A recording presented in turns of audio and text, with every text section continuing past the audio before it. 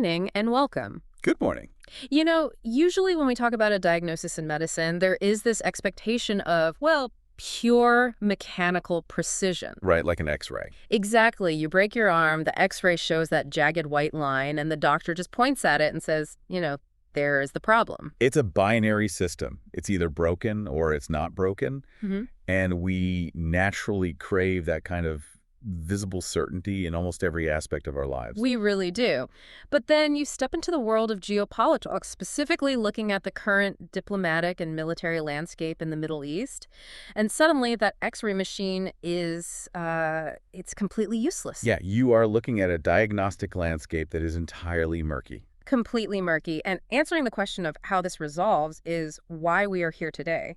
Today, we are using AI-powered intelligence to cut through that murkiness. And we should probably get the housekeeping out of the way first. Right. Before we dive into the data, I need to clearly state that this deep dive is sponsored by ProWave AI. And the insights you will hear today are generated by Stylo News, which is the AI-powered news application. And it is so vital to understand the caliber of the sources we are analyzing today, because Stylo News is actually the consumer version of the Stylo Intel Ops software. Which is pretty heavy-duty stuff. It is. It's a platform originally designed for enterprise operations across government, military, and corporate sectors. So what that means for you, the listener, is that you are getting unique access to a tool that was built specifically to support global decision makers. We are looking at the exact same level of intelligence estimates, news reports, and social media data that analysts use to brief heads of state. It's incredible access. Now, for the official metadata, today's brief is titled The Iran Brief: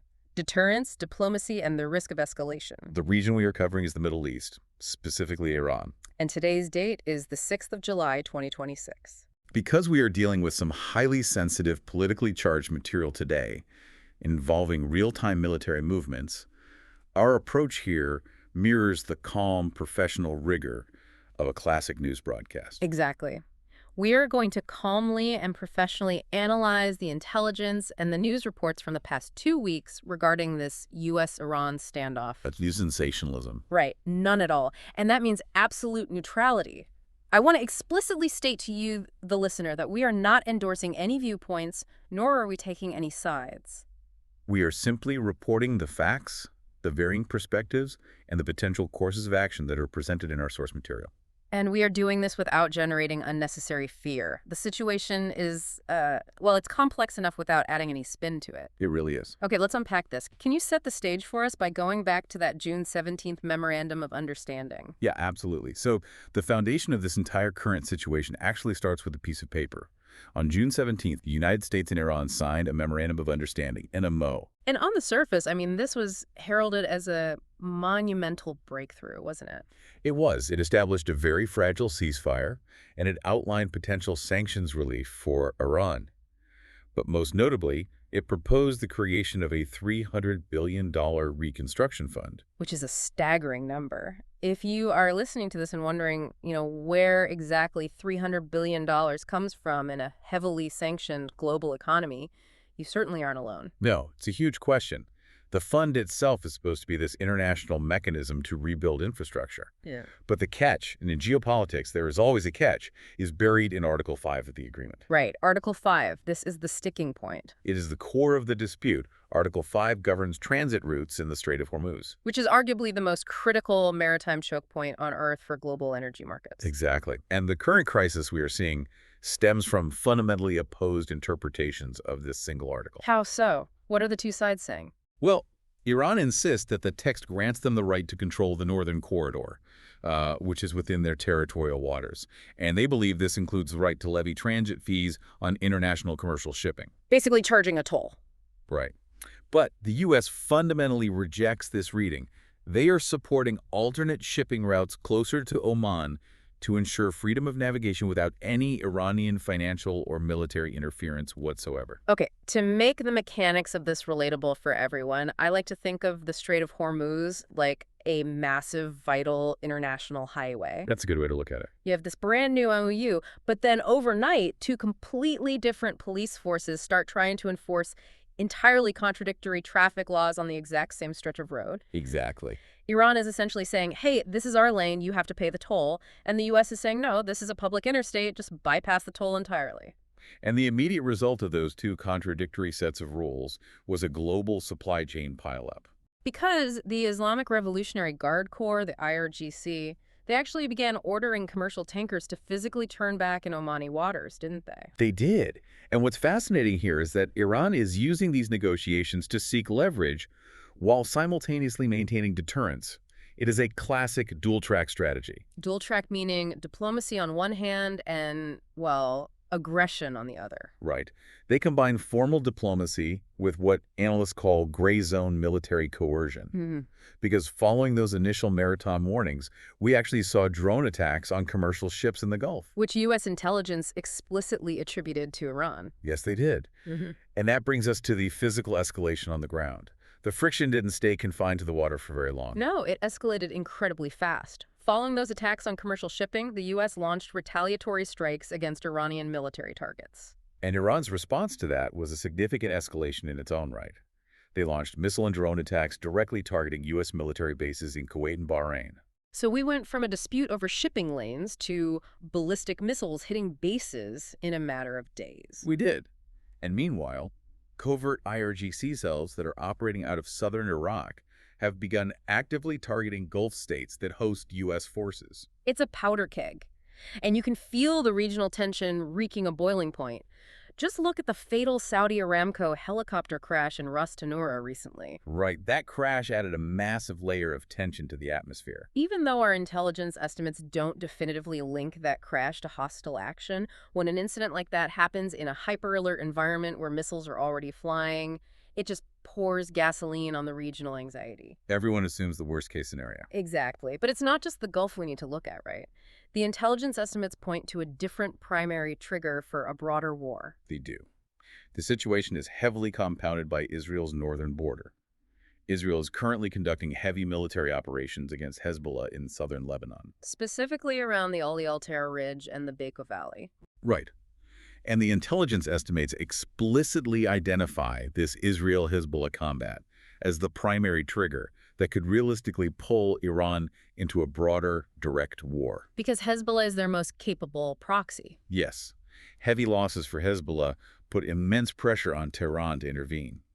But at the same time, internally, Iran is facing a lot of its own violence. Right. The intelligence showed that 3 IRGC members were recently killed in the Kurdish border regions in Kermanshah and Sistan and Baluchistan. And that is happening amid a very harsh domestic security crackdown. Plus, an IRGC Navy deputy recently died in a car crash under pretty suspicious circumstances. Okay, I have to push back logically on this whole situation for a second. Go ahead.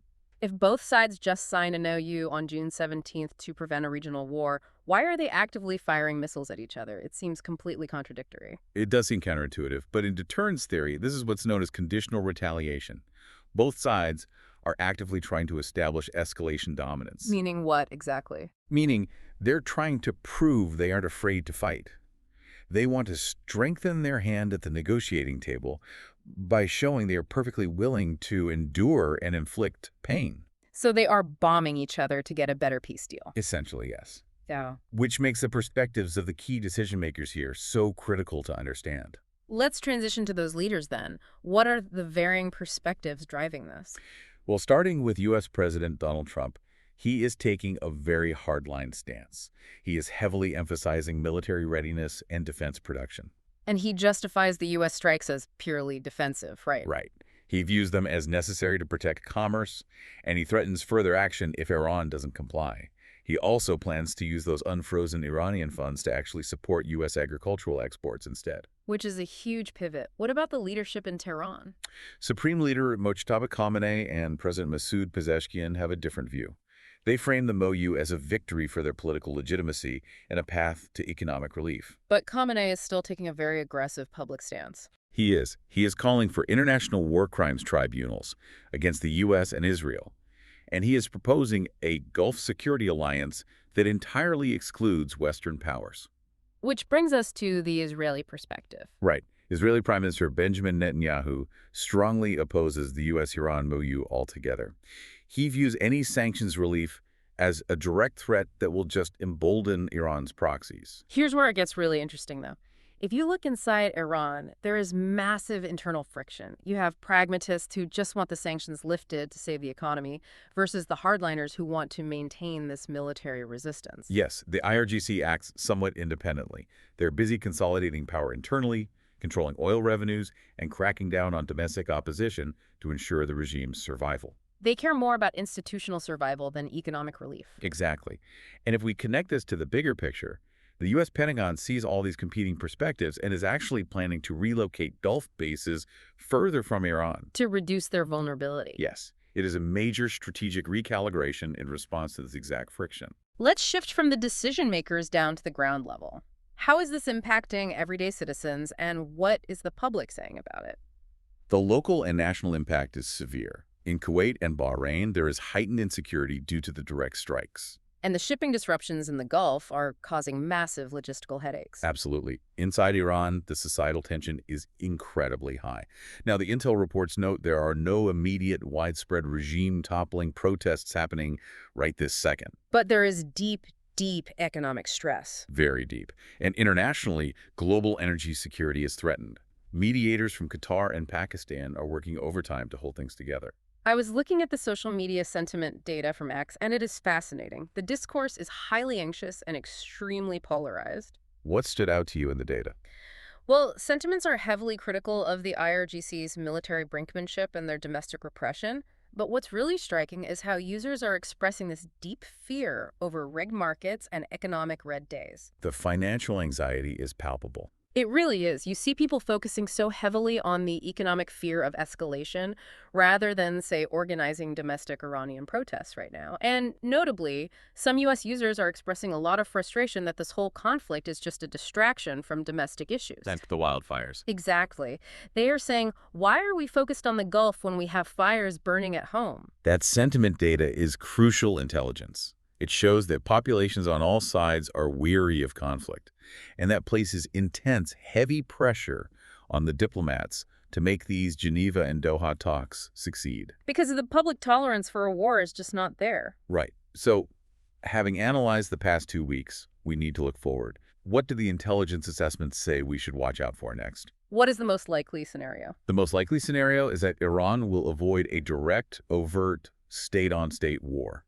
The regime is stable for now, despite the pressure. They will likely continue this strategy of calibrated gray zone proxy harassment and maritime pressure. Keeping it just below the threshold of all-out war. Exactly. But what is the most dangerous scenario? What keeps the analysts up at night? The most dangerous scenario involves a total collapse of the Doha and Switzerland talks, combined with a major unilateral Israeli strike on Iranian nuclear facilities. That would trigger a massive chain reaction. It would trigger rapid regional escalation almost immediately. So for you, the listener, what are the key indicators to watch for? You should watch for IRGC Navy vessel concentrations near Hormuz. Also, keep an eye out for the dispersal of missile launchers near Karamabad. And proxy attacks. Yes. Any sudden synchronized proxy attacks across Yemen, Syria, and Iraq would be a major red flag. So what does this all mean for you? Why should you care about these specific choke points? Just a fair question. It matters because monitoring these areas is essential for global stability, which directly impacts your day-to-day economic reality. If the Strait of Hormuz closes, energy prices spike, inflation rises, and it hits your wallet instantly.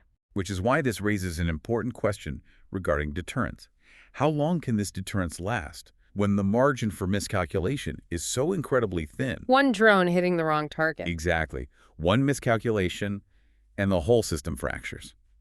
It leaves us with a profound paradox in modern geopolitics. Which is? Both sides often feel they must actively demonstrate a willingness to start a war in order to successfully negotiate a peace. That is a staggering thought to end on. You have to be willing to burn the house down just to agree on the mortgage. It's the reality of deterrence. Well, we want to thank you for joining us as we worked through these complex layers today. Remember, the insights you heard were brought to you by Stylo News. Right. Stylo News is a mobile and computer app that you can download and customize to get personal, intelligent-style briefs. It draws from hundreds of traditional news sources and real-time data from X, formerly Twitter. So if you want AI-powered news on demand, we highly recommend you subscribe at www.stylonews.com. It's an incredibly powerful tool. It really is. Thank you so much for listening to today's deep dive. We really appreciate you spending your time with us. Absolutely, thank you. If you have specific topics you'd like us to cover in future deep dives, please don't hesitate to reach out and request them. And be sure to follow Stylo News on your favorite social media platforms. Have a great day and stay informed.